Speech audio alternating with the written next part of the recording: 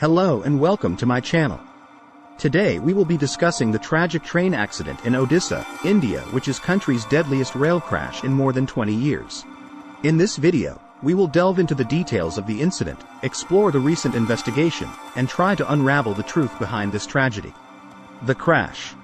At about 7 p.m. local time, 13:30 Greenwich Mean Time, on the 2nd of June 2023, two passenger trains, Coromandel Express, between Shalimar and MGR Chennai Central, and SMVT Bengaluru Howrah SF Express collided.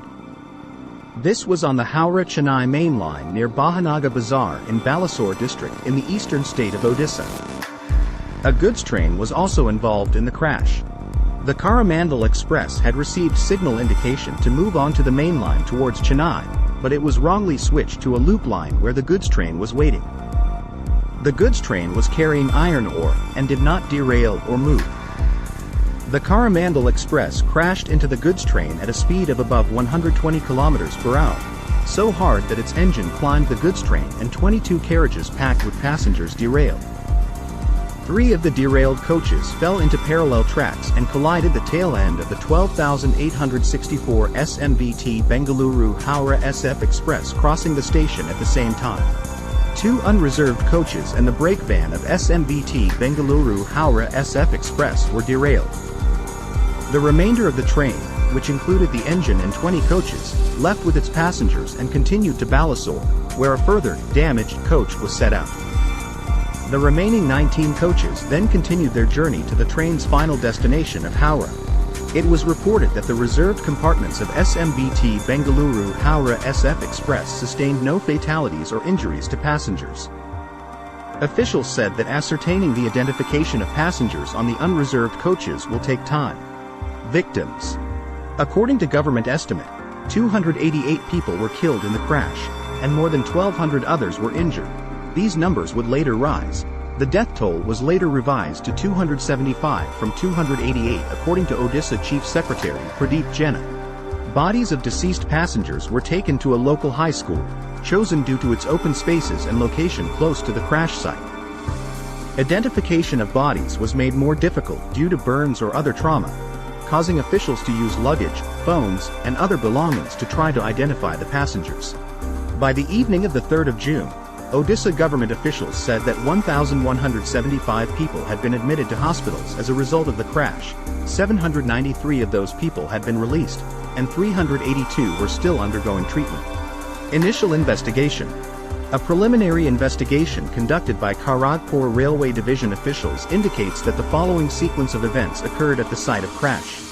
The Coromandel Express was heading towards Chennai on a southbound line at a speed of 128 km per hour, 80 miles per hour, and was initially given the signal to proceed on the main line it was coming on, but the route was switched to a loop line that is adjacent to the main line. The Coromandel Express then hit the rear end of a stationary goods train which was on the loop line. This caused the locomotive of the Coromandel Express to climb over the goods train wagon, and also caused the derailment of the Coromandel Express's 22 coaches.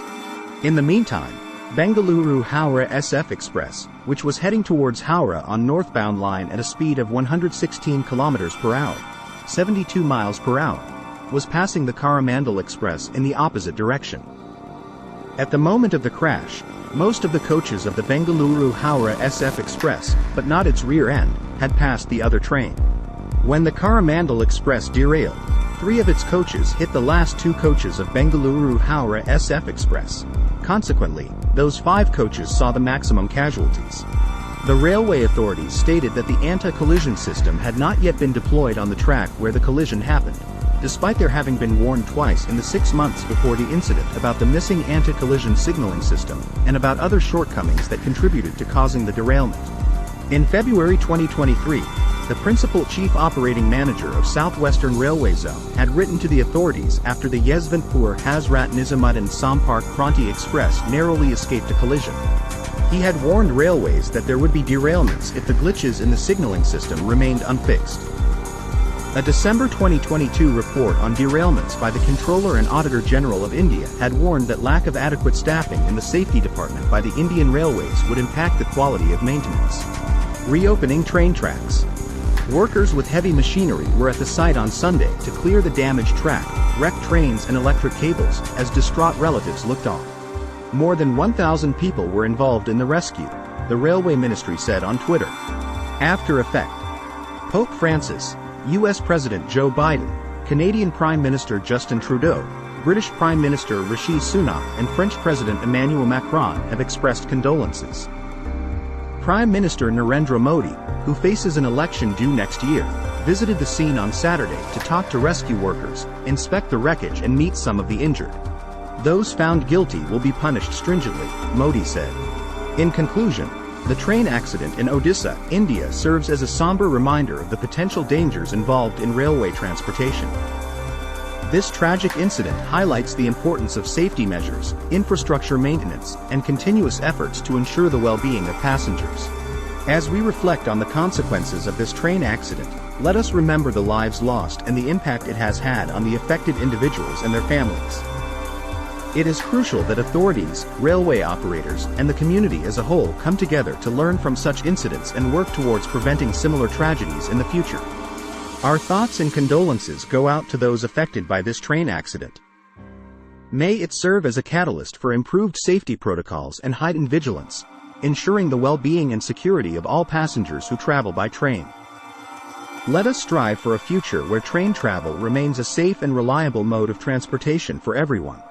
Thanks for watching. Please follow and subscribe.